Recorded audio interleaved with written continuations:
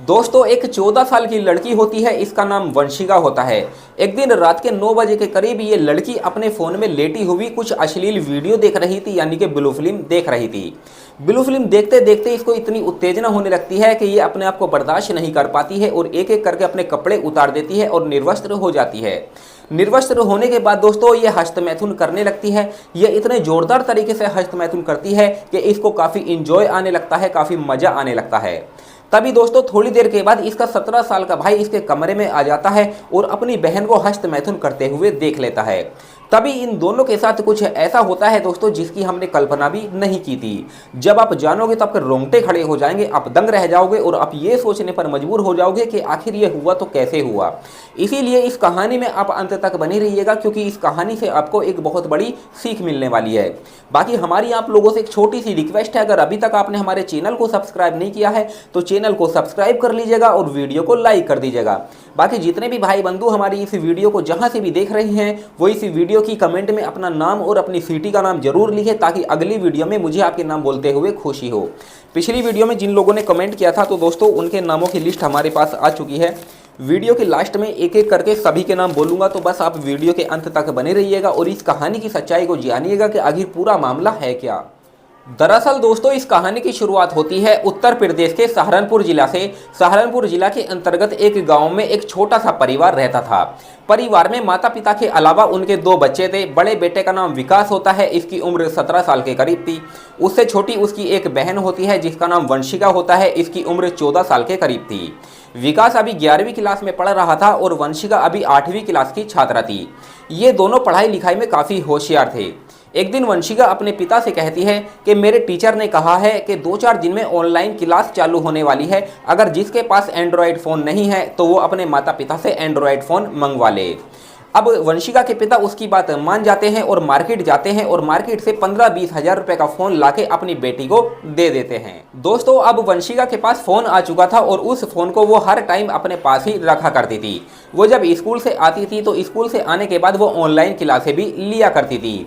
अब इस तरीके से दोस्तों धीरे धीरे समय गुजर रहा था। एक दिन रात के 9 बजे के करीब वंशिका अपने बिस्तर पर लेटी हुई कुछ रील्स वगैरह देख रही थी। तभी उसके सामने एक ऐसी वीडियो आती है कि उस वीडियो में ब्लू फिल्म के बारे में बताया जा रहा था।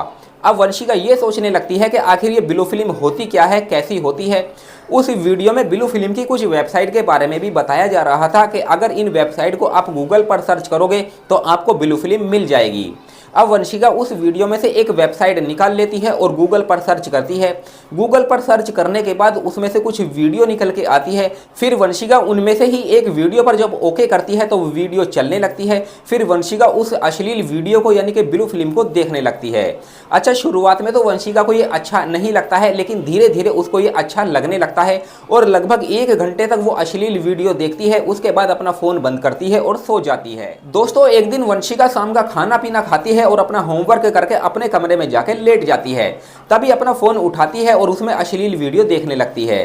दोस्तों इस तरीके से 1 महीने का समय गुजर जाता है। 1 महीने के अंदर अंदर वंशिका को इन वीडियो की आदत हो चुकी थी, उसको लत लग चुकी थी। ऐसा कोई भी दिन नहीं जाता था जिस दिन वो अश्लील वीडियो ना देखे।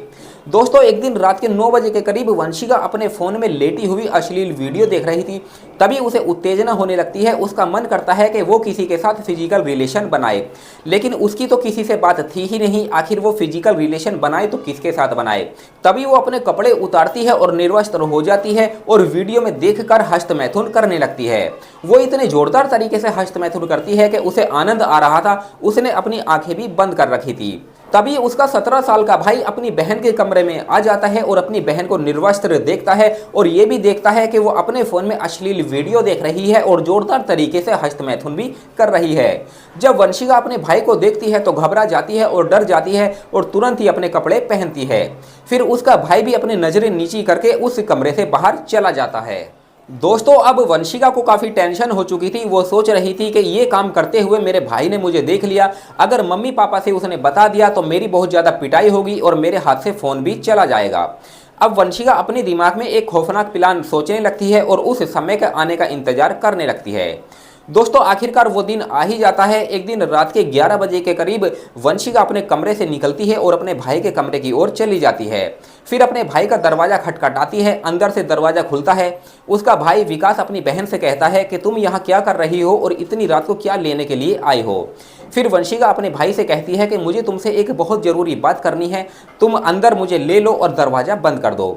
फिर ये दोनों अंदर चले जाते हैं और दरवाज़ा बंद कर दिया जाता है। फिर एक जगह बैठकर ये दोनों एक दूसरे से बात करने लगते हैं। वंशिका अपने भाई से कहती है कि उस दिन रात में जो तुमने मुझे देखा था उसके बारे में तुमने मम्मी पापा को तो नहीं बताया है। फिर उसका भाई उससे कहता है कि मैंने किसी से भी नहीं बताया है। फिर वंशिका अपने भाई से कहती है कि तुम इसके बारे में किसी को मत बताना, जो तुम चाहोगे मैं तुम्हारे लिए करने के लिए तैयार हूँ। अब उसका भाई विकास जब ये बात सुनता है तो बड़ा खुश हो जाता है और अपनी बहन से कहता है कि जो मैं चाहूँगा क्या तुम मेरे लिए वो करोगी। फिर वंशिका कहती है कि हाँ, जो भी तुम चाहोगे मैं तुम्हारे लिए करने के लिए तैयार हूँ। फिर उसका भाई वंशिका के साथ छेड़छाड़ करने लगता है, कुछ अश्लील हरकतें करने लगता है। जब वंशिका ये सब देखती है तो बड़ी खुश हो जाती है, क्योंकि वो तो चाहती थी कि उसका भाई उसके साथ कुछ करे। अब वंशिका भी अपने भाई का साथ देने लगती है। अब उसके भाई के हौसले और बढ़ जाते हैं और एक एक करके वो अपनी बहन के कपड़े उतारता है और अपने कपड़े भी उतारता है और उसके साथ संबंध बनाने का प्रयास करने लगता है। वो इतने जोरदार तरीके से संबंध बनाता है कि वंशिका की हालत खराब कर देता है। वंशिका को भी काफ़ी आनंद आ रहा था, वो भी अपने भाई का भरपूर साथ दे रही थी। लगभग 2-3 बार ये एक दूसरे के साथ संबंध बनाते हैं और जब थक जाते हैं तो वहीं पर लेट जाते हैं। फिर सुबह 5 बजे के करीब वंशिका अपने भाई से कहती है कि जब भी मुझे मौका मिला करेगा मैं तुम्हारे कमरे में आ जाया करूंगी और इसी तरीके से हम दोनों इंजॉय किया करेंगे। इतना कह के वंशिका अपने कमरे में चली जाती है। दोस्तों, अब वंशिका को जब भी मौका मिलता था वो रात के समय अपने भाई के कमरे में जाती थी और उसके साथ संबंध बनाया करती थी। वो पूरी रात अपने भाई के साथ संबंध बनाती थी और सुबह 5 या 6 बजे के करीब वो अपने कमरे में आ जाया करती थी। इस तरीके से दोस्तों लगभग 2 महीने का समय गुजर जाता है। एक दिन वंशिका की कुछ तबीयत खराब हो जाती है, उसको उल्टियां लगने लगती है और उल्टियां रुकने का नाम नहीं ले रही थी। तभी उसके पिता उसके पास आते हैं और अपनी बेटी से कहते हैं कि बेटा क्या हुआ है, तुम्हारी तबीयत तो ठीक है। फिर वंशिका कहती है कि पापा जी मेरी तबीयत खराब है, मुझे दवाई लेनी है। फिर उसके पिता एक नज़दीकी हॉस्पिटल में लेके चले जाते हैं और वहाँ की लेडी डॉक्टर जो होती है उससे कहते हैं कि हमारी बेटी की तबीयत खराब है, आप उसको दवाई दे दीजिए और उसका चेकअप भी कीजिए। फिर वो लेडी डॉक्टर वंशिका का चेकअप करने लगती है और उससे जो रिपोर्ट निकल के आती है उस रिपोर्ट में ये साफ साफ लिखा हुआ था कि ये 14 साल की लड़की वंशिका 2 महीने की गर्भवती है। अब जो लेडी डॉक्टर होती है वो जब रिपोर्ट को देखती है तो उसके होश उड़ जाते हैं, पैरों के नीचे से ज़मीन खिसक जाती है और ये सोचने लगती है कि एक 14 साल की लड़की गर्भवती कैसे हो सकती है। फिर वंशिका के पिता के पास वो जाती है और उनको पूरी कहानी बताती है। अब वंशिका के पिता भी जब ये कहानी सुनते हैं तो उनके होश उड़ जाते हैं, वो दंग रह जाते हैं और ये सोचने लगते हैं कि हमारी बेटी तो अभी 14 साल की है, उसकी हमने शादी भी नहीं की है, आखिर ये हुआ तो कैसे हुआ। अब उसके पिता वंशिका के पास जाते हैं और इस कहानी के बारे में पूछते हैं कि आखिर ये तुम्हारे साथ हुआ तो कैसे हुआ। अच्छा, वंशिका डरी हुई सहमी हुई थी, वो अपने पिता को कुछ बताना नहीं चाह रही थी, लेकिन जब उसके पिता शक्ति का प्रयोग करते हैं तो वंशिका टूट जाती है और पूरी कहानी बताती है और अपने पिता से कहती है कि मेरे पेट में जो बच्चा पल रहा है वो मेरे ही भाई का है। फिर जब ये लोग ये बात सुनते हैं तो इनके होश उड़ जाते हैं, पैरों के नीचे से ज़मीन खिसक जाती है। फिर उसके पिता कहते हैं कि आखिर ये सब तुम्हारे साथ किस परिस्थितियों में हुआ, कब हुआ, किस कारण से हुआ। फिर वंशिका उनको पूरी कहानी बताती है। वो कहती है कि जब तुमने मुझे फ़ोन दिलवा कर दिया था तो उसके 1 महीने के अंदर अंदर मुझे ब्लू फिल्म देखने की लत लग जाती है और उसकी लत इतनी लगती है कि मैं पूरे कपड़े उतार के अपना हस्त मैथुन किया करती थी।